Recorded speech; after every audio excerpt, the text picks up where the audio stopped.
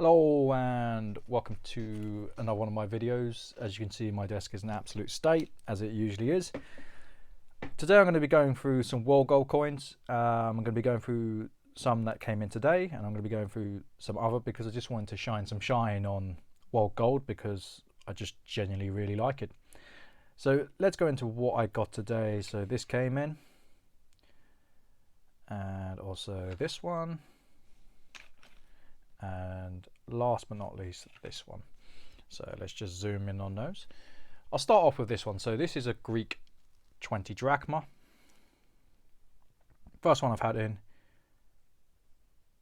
Great luster. There is a caveat. It's got a testing mark. It's a real shame. So I was talking to a client of mine. He was interested in this. He said that and he was just like, nah, I think I'll pass on it, which is perfectly okay.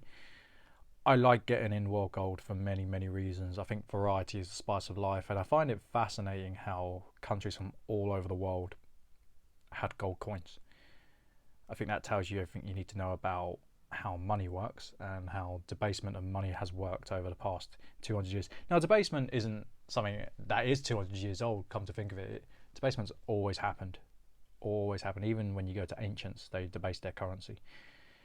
A lot of world gold, it's kind of uniform depending on the sphere of influence. So you got the Latin monetary union coins.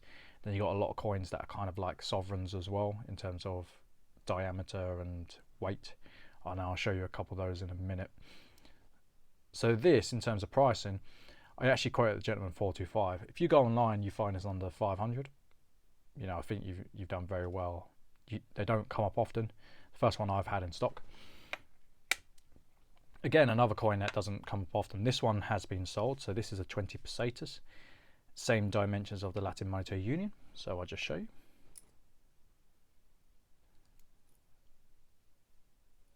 And I do have more Latin monetary union coins. So these are Latin monetary union.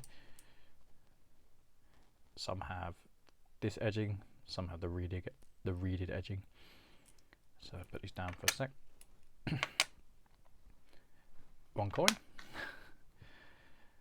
20 pesetas from Spain. Again, first one I've had a 20. I've had the 25 before.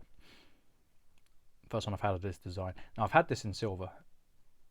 I've had a few of these in silver.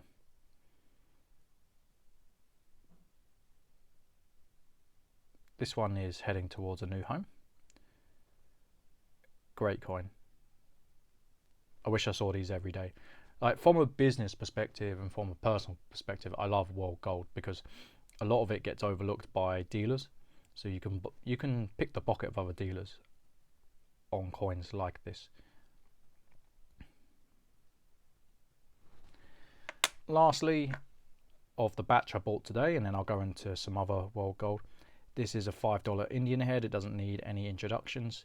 So these I've been selling for $550 to $600. This one, on the other hand, it's been not harshly, but it's got some marks that are, you know, they could be better. In terms of the wear and tear, it's okay. Considering it's 107 years old. The Incuse design is notorious for this wearing very thin and very quickly. I'll say very quickly, I guess that's relative compared to other coins, I'd say. You know, I put this up at, well, I'm going to be pricing this at 525. Usually I'd slap 550, 600 on it, but because of this I'm coming down a bit, which is, it's fair enough. You know, I can only price the coin in front of me. Love getting these coins in. Again, if this doesn't sell, I have no problem, as you're just about to see. So the cynical will say, you just haven't been able to sell these coins, and yes and no. You know, I always try and find the right buyer for world gold because they are collector's coins. Lots of people do collect them, and I don't want to be giving them away for bullion prices. I don't really care what other dealers do, that's none of my business. But if I can pick them up for bullion prices and then find the right person for them, you can find the value pretty simply. I use MA shops, I use eBay, I look at other dealers. and I just price accordingly. So if something comes in and I've managed to have a good deal on it, I just move the price up to where the market is. I try and come underneath the market. So for example, where did I put it? Spanish coin here. I could have got more out of it to the right buyer, but for what I paid for it, it made sense to price it at the lower end. So 20 lira. Umberto the First. These are pretty common. I say common, I guess that's relative in the Latin monetary union sense. It's common in terms of the Italian coins, but if you compare it to the French or the Swiss, probably not so much. This is a 5 ruble. This one's been harshly treated. I kept this A because I didn't think I'd get the price I wanted for it, and B, I didn't mind keeping it off the back. I like Russian coins.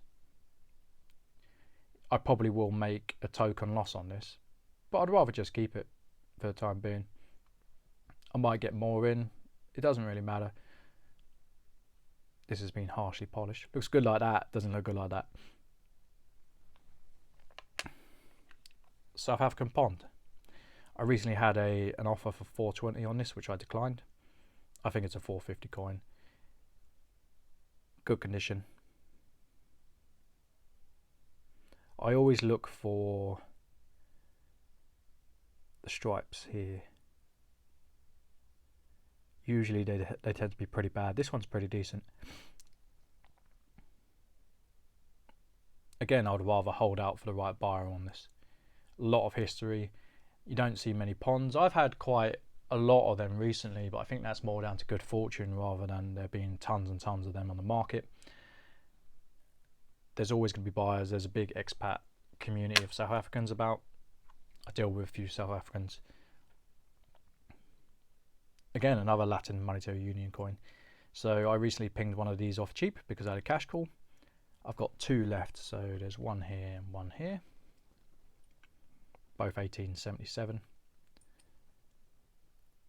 I had one of these before and I had it graded and it came back as an overdate rarity. So I did okay on that. If you see the Swedish coin, and I think it's either the Danish or Norwegian, it's got a very similar style. I've got a Hungarian coin. Again, Latin monetary union, so 20 franc, 8 florent.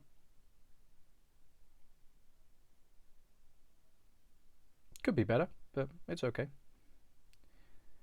So at the moment, I'm treating these as a quasi reserve, in a sense. I don't need to sell them. And for the price I paid for them, yes, it's nice if I do sell them to a collector, but if gold rises, it's not really a problem. If gold drops, again, it's not really a problem on my end. Saudi pound. My understanding is they made these for 1 year and they made 2 million coins.